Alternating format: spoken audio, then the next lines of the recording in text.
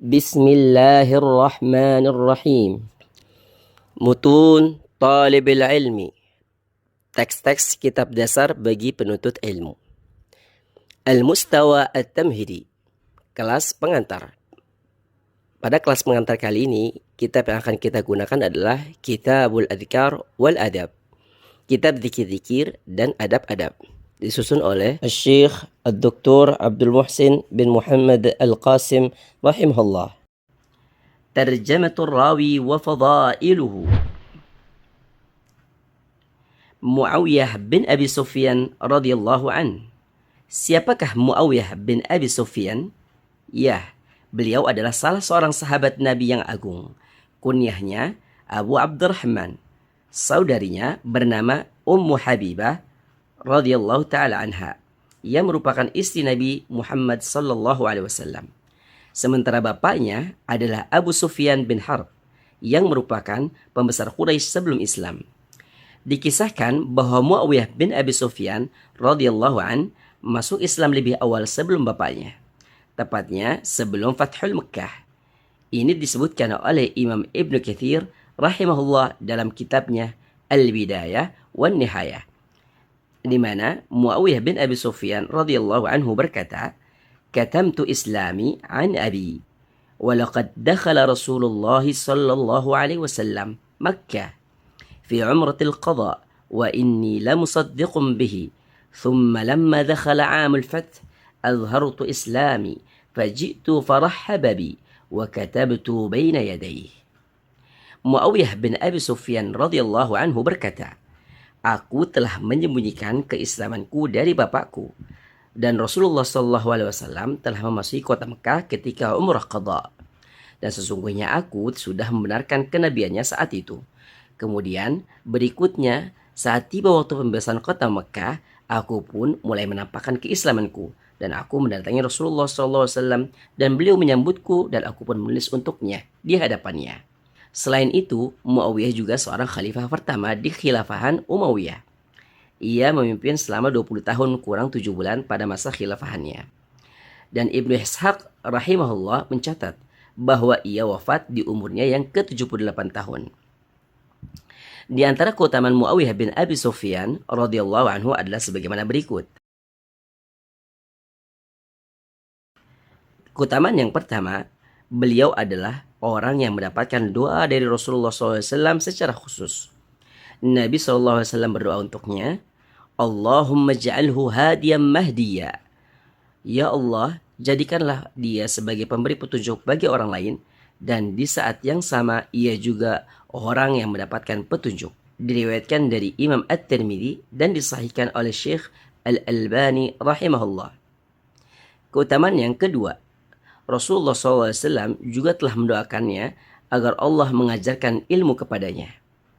Rasulullah SAW berdoa, "Allahumma alim Muawiyah al-kitaba wal hisaba waqhil adaba." Akhraja Ibnu Hibban fi sahihihi. Ya Allah, ajarkanlah Muawiyah ilmu tentang kitabullah dan ilmu hisab atau ilmu hitung, dan lindungilah ia dari azab. Hadis ini diriwayatkan oleh Ibnu Hibban di dalam sahihnya.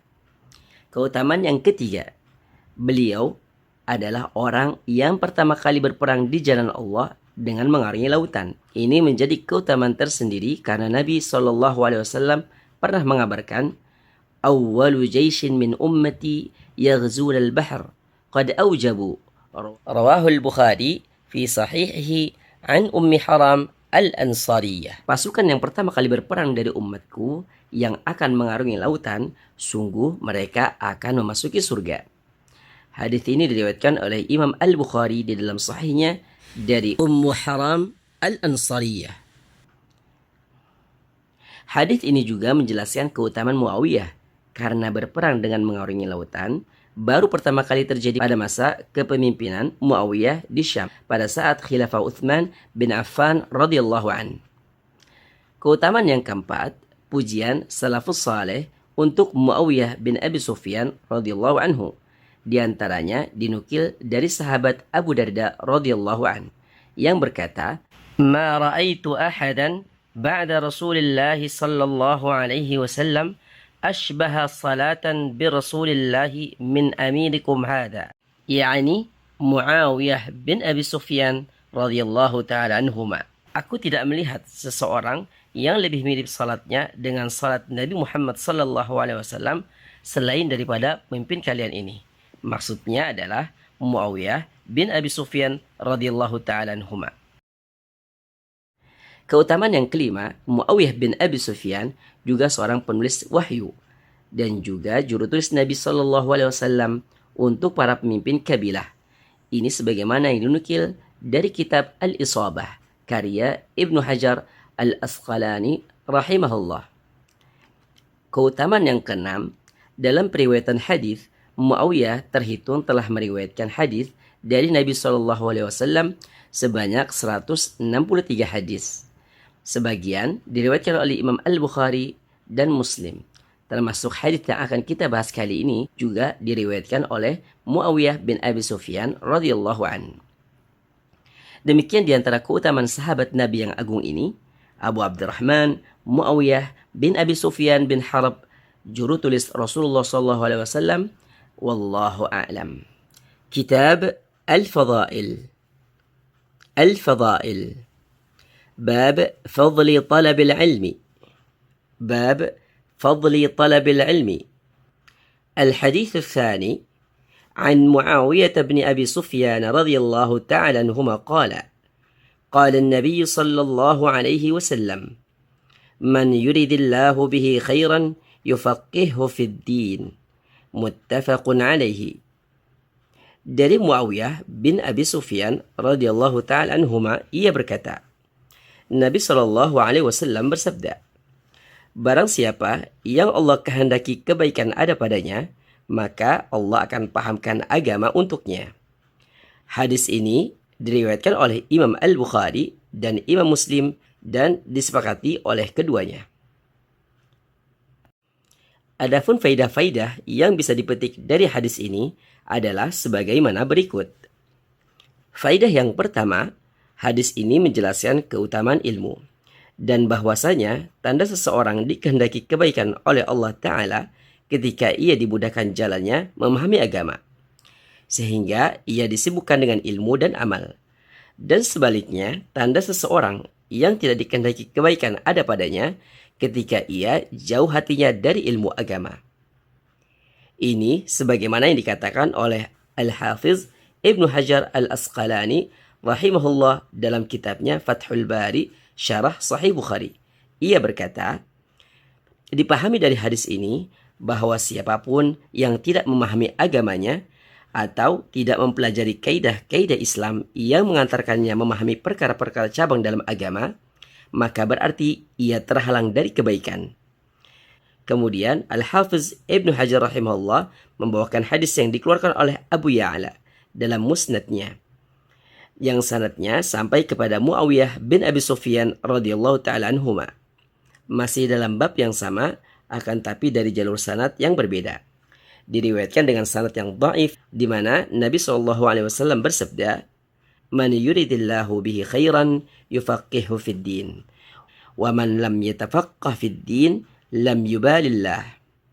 Barang siapa yang Allah kehendaki kebaikan ada padanya, maka Allah akan menjadikannya memahami ilmu agama. Dan barang siapa yang tidak memahami ilmu agama, maka Allah tidak akan memperdulikannya. Hadis ini sekalipun dihukumi dhaif, akan tapi makna hadis di dalamnya adalah sahih. Demikian dinukil dari kitab Fathul Bari oleh Al-Hafiz Ibnu Hajar rahimahullah. Senada dengan Al-Hafiz Ibnu Hajar, Ibnu Taimiyah rahimahullah dalam Majmu' Fatawanya memiliki pendapat yang sama, dengan membawakan firman Allah, "Walau 'alimallahu fihim khaira la asma'ahum, walau asma'ahum latawallaw wa hum mu'ridun." Dan seandainya Allah mengetahui bahwa dalam diri mereka ada kebaikan, pastilah Allah akan memperdengarkan ilmu kepada mereka. Dan seandainya Allah memperdengarkan ilmu kepada mereka, niscaya mereka akan berpaling. Dan demikianlah keadaan mereka adalah orang-orang yang hatinya condong untuk berpaling. Faidah yang kedua, Jika ciri kebaikan yang ada pada seseorang adalah ketika ia dipahamkan ilmu agama dan bukan ilmu yang lainnya, maka berarti ini menjelaskan ilmu agama lebih utama dibandingkan seluruh ilmu yang ada di dunia ini. Alasannya, seseorang dengan ilmu agama membantunya mendapatkan maslahat akhirat yang setiap orang sedang menuju kepadanya. Sementara ilmu dunia membantunya mendapatkan maslahat dunia dan fasilitasnya yang setiap orang akan meninggalkannya. Bila disimpulkan, semua ilmu dunia memiliki maslahat, akan tapi menyibukkannya dengan ilmu dunia hingga melalaikan ilmu akhirat itu adalah perbuatan yang tercela. Faidah yang ketiga, hadis ini juga semakin menguatkan keutamaan ulama yang menekuni ilmu agama dibandingkan orang-orang selain mereka. Rasulullah SAW bersabda, "Wa inna fadlal alimi 'alal 'abidi ka fadlil qamari lailatal badri 'ala sa'iril kawakib." Dan sesungguhnya keutamaan seorang ulama atas seorang ahli ibadah seperti keutamaan bulan ketika terangnya saat malam bulan purnama dibandingkan seluruh bintang-bintang. Hadis ini diriwayatkan oleh Abu Daud yang sanadnya sampai kepada Abu Darda radhiyallahu anhu. Faidah yang keempat, bahwa ilmu agama adalah keutamaan Allah Subhanahu wa taala yang hanya diberikan kepada hamba-hambanya yang dikehendakinya.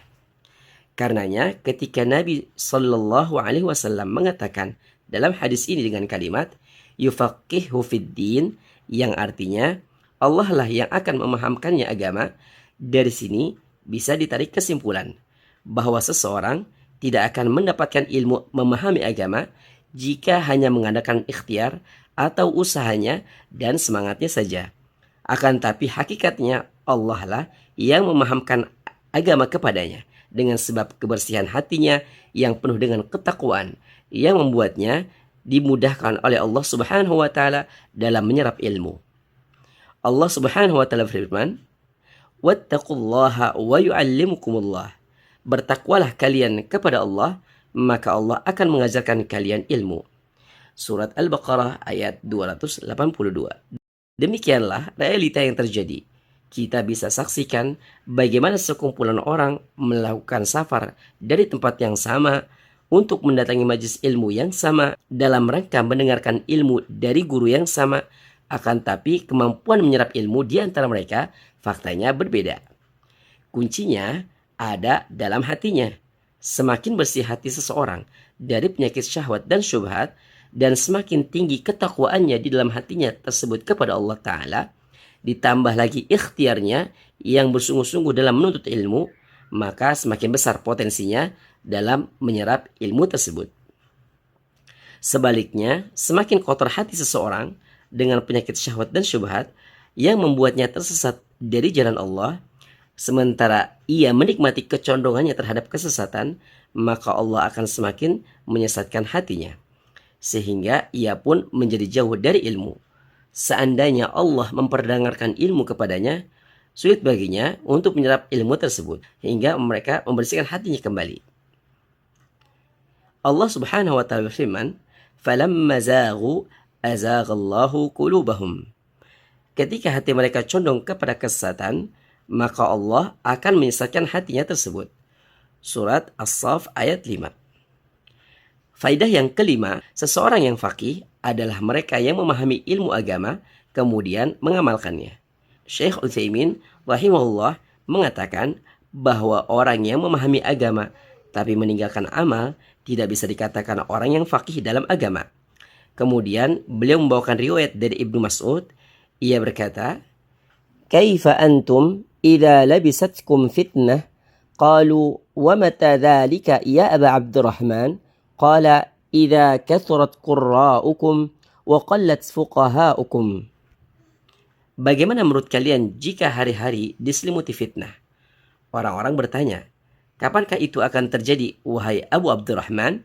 Ibnu Mas'ud berkata, "Apabila telah banyak di antara kalian para pembaca dan sedikit orang-orang yang faqih." Berdasarkan asar tersebut, Syekh Utsaimin rahimahullah menjelaskan, orang yang membaca ia akan mendapatkan ilmu, Akan tapi, ia tidak bisa disebut seorang yang faqih sampai ia mengamalkan apa yang sudah ia ketahui. Wallahu a'lam. Demikianlah faidah-faidah hadis pada pertemuan kita kali ini. Kita memohon kepada Allah Ta'ala agar Allah menjadikan kita orang-orang yang ikhlas dalam belajar dan mengajarkan ilmu, kemudian istiqamah dalam mengamalkannya, dan bersabar di atasnya. Video ini dibuat oleh tim Hafizus Sunnah, Jalan Grid Palma, Cilengsi, Bogor. Assalamualaikum warahmatullahi wabarakatuh.